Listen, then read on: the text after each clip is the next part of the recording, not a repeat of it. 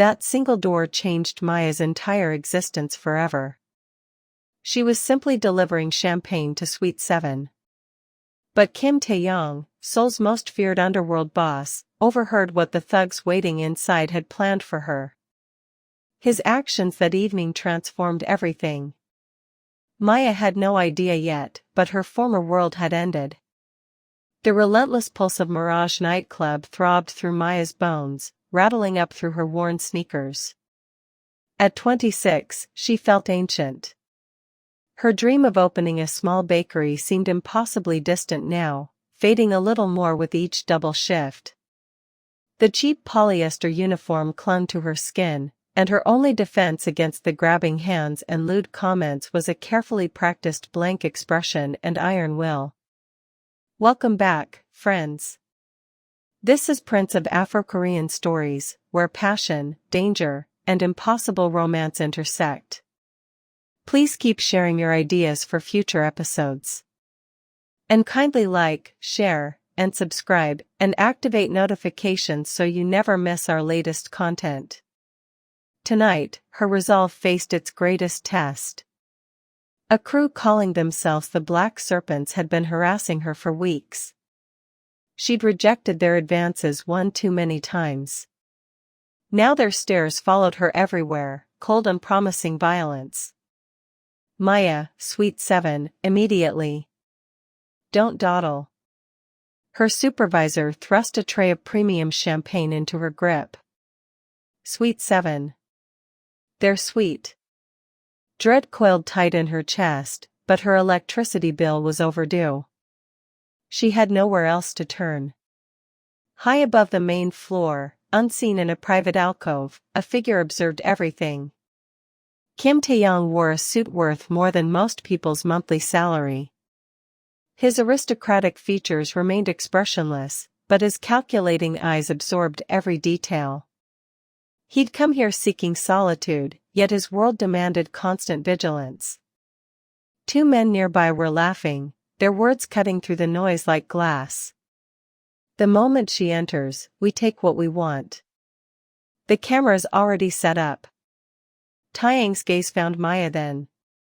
Not just another staff member, but a doe stumbling toward waiting hunters. He noticed the barely perceptible shake in her hands as she gripped the tray, the way she swallowed hard before moving forward. Maya reached the forbidding door labeled 7, her pulse thundering in her ears. This was the moment. She inhaled deeply, her fingers extending toward the handle. Before contact, a powerful hand encircled her wrist. She gasped sharply, her eyes shooting upward to meet the most penetrating stare she'd ever encountered. Wrong destination. Taeyang's voice was barely above a murmur, yet it commanded absolute obedience. Without looking at her, his attention fixed ahead, he pulled her away from Suite 7 toward an altogether different door marked Executive Suite. Wait, I need to deliver this to, she stammered, feet catching as she stumbled. He disregarded her protest, his presence an immovable wall. The heavy door swung open, and he guided her into profound quiet and extravagance. The door sealed behind them, silencing the club's frenzy entirely. The space stretched vast before her, all dark wood and gleaming surfaces overlooking Seoul's glittering skyline. A dragon's domain. He released her wrist. She staggered backward, the tray clattering onto a glass surface. She was alone with him now. Had she escaped danger only to find something worse? He turned fully, his eyes examining her, reading her fear like text. He advanced slowly, deliberately, until she could detect the scent of bergamot and something darker on his skin. Her spine pressed against the door.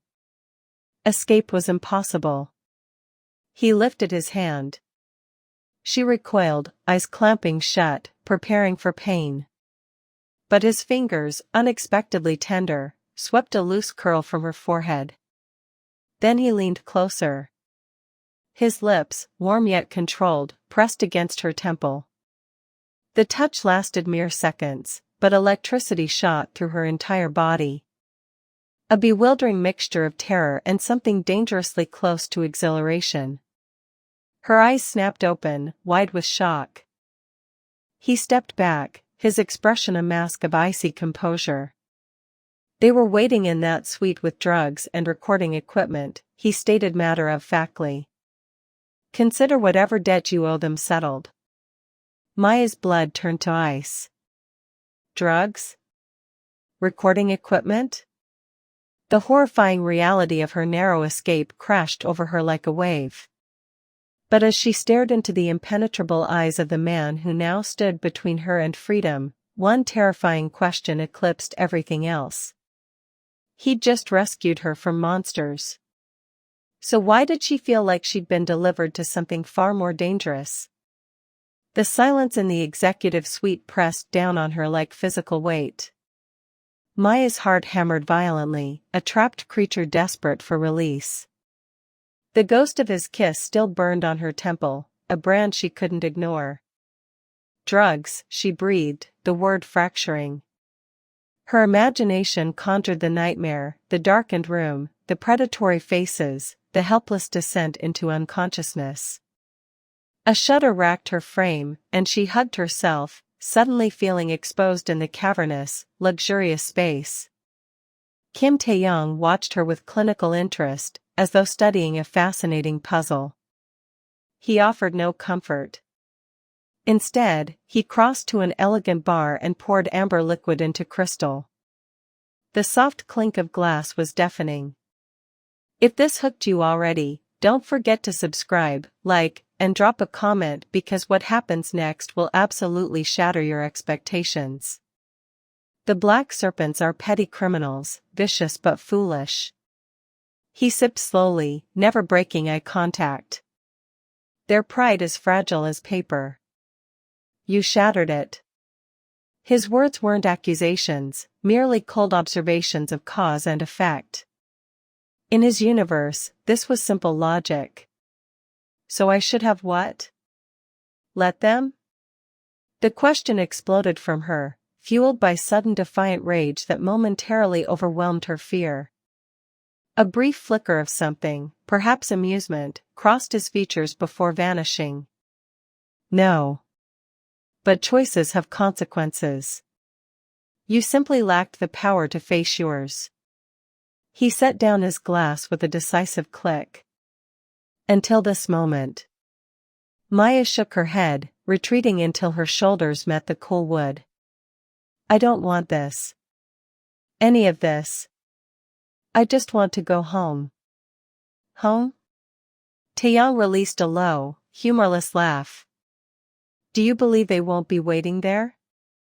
Do you think a simple apology will satisfy them now that their scheme has failed? He took a step closer, and the oxygen seemed to thin. You entered my protection. In their eyes, that makes you mine. And anything belonging to me, they will now target with doubled fury. The logic was brutal and inescapable. He hadn't merely saved her.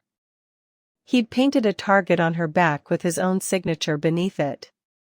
She was a pawn in a game whose rules she didn't understand. What are you telling me? She breathed, dread coiling in her stomach. I'm telling you your old life has ended. The moment I pulled you through that door, it ceased to exist. He stopped within arm's reach, his presence overwhelming. You have two options.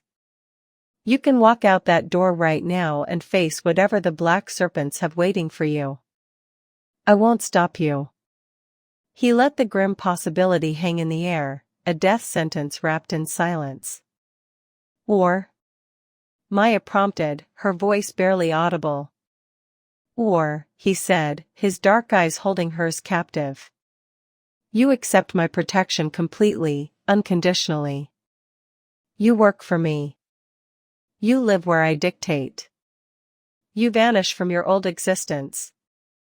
And in return, I guarantee no one, not the black serpents, not anyone, will ever harm you again. It wasn't an offer. It was an ultimatum wrapped in silk and steel, a gilded cage far more beautiful than the one she'd just escaped, but a cage nonetheless. Before she could formulate a response, a sharp knock echoed through the space. Taeyang's head turned slightly, a flicker of irritation crossing his face. "Enter."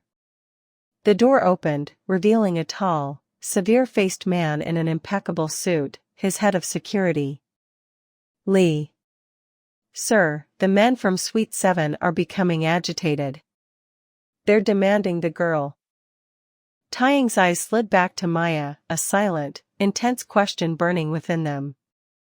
The choice was hers, but the consequences of either path were a terrifying unknown. She had to decide now. Face the wolves she knew, or bind herself to the dragon who held the key to her survival.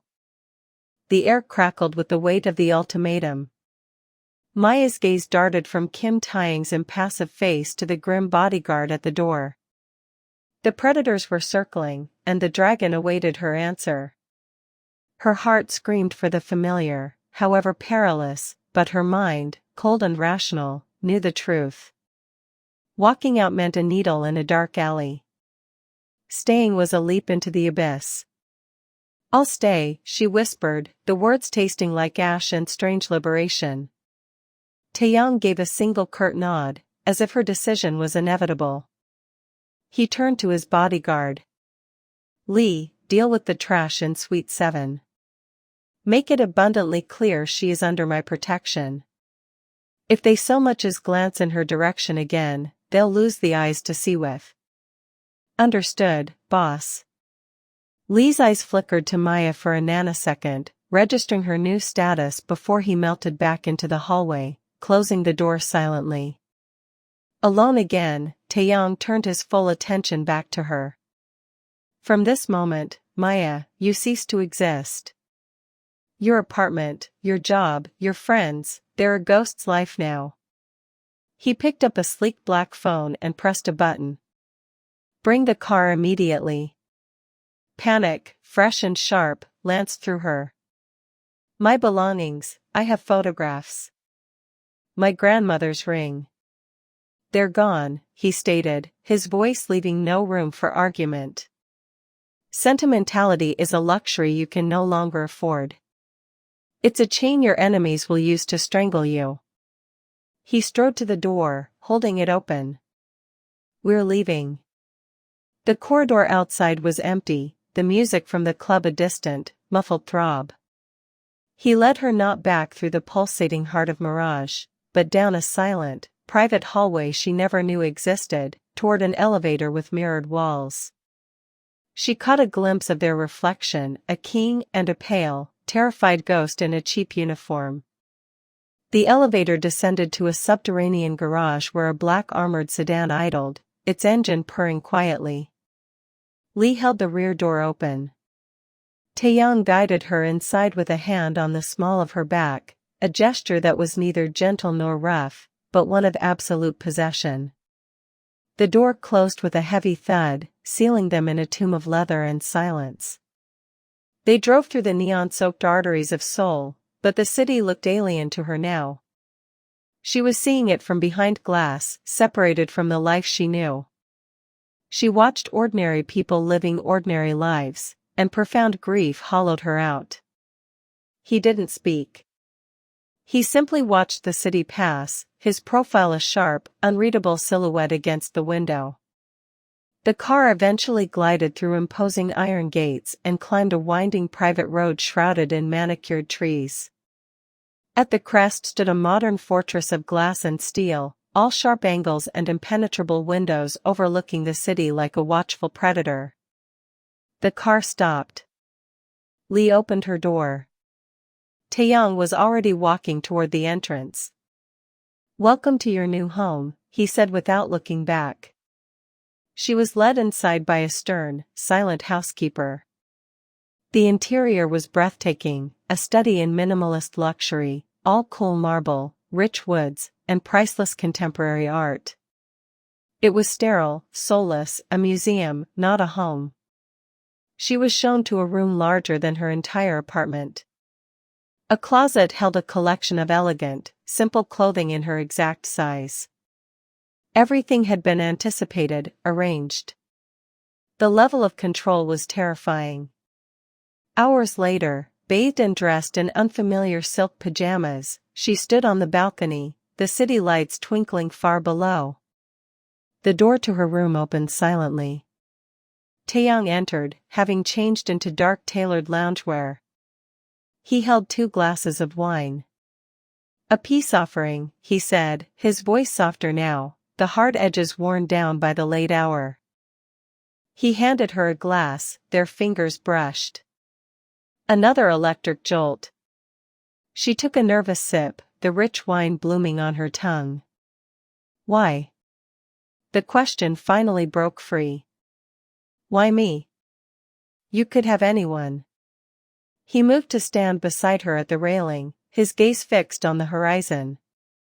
"I've spent my life surrounded by sharks, Maya. I know every deception, every lie, every greedy glint in their eyes." He finally turned to look at her, and in the moonlight his weariness was stark, almost vulnerable. "You have the eyes of prey caught in headlights. There's no deception in them, only survival. In my world, that's a rarity more valuable than any diamond."